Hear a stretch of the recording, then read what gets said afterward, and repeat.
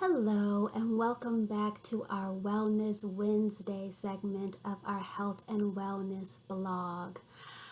There has been a lot occurring over the last couple of weeks just in our nation. And so I wanted to come to you today and talk to you about something a little different, but still impacts our social and emotional wellness and well being. And I wanted to talk to you about how to talk to our kids about violence and racism. Over the past couple of weeks, just in our nation, there has been a lot going on. And I know for me, over the past couple of weeks, I have just been filled with a vast array of mixed emotions.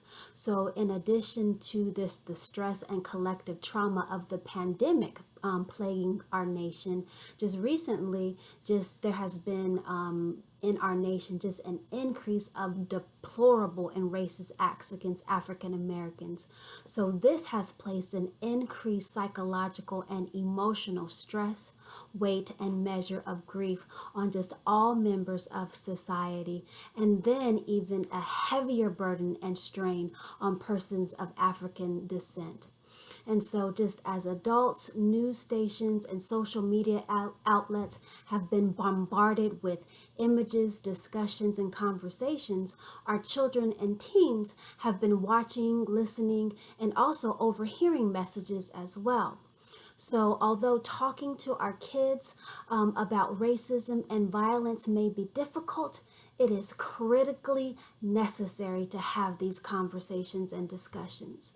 So, for this week's blog, I'm going to provide a list of resources that parents, caregivers, families, and then teachers and faculty may use as resources to assist with having these courageous and difficult conversations with your children and with your teens.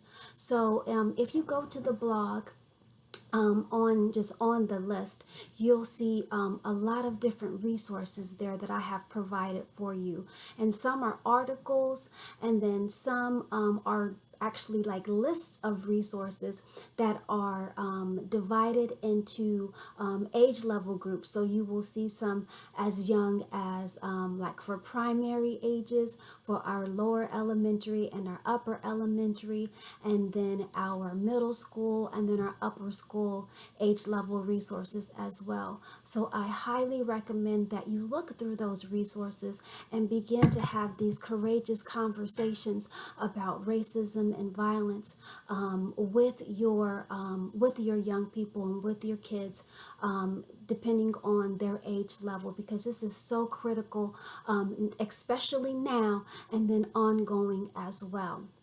And then lastly, what I would like to share with you is just that as a school community that values and prides itself in celebrating diversity, it is so important that we not only acknowledge the recent violence and racial injustice occurring in our nation against African Americans, it's also important for us to acknowledge the traumatic impacts on our students, our community members, our faculty, and our staff of color, particularly African Americans, and then that we virtually just wrap our arms and our hearts around them.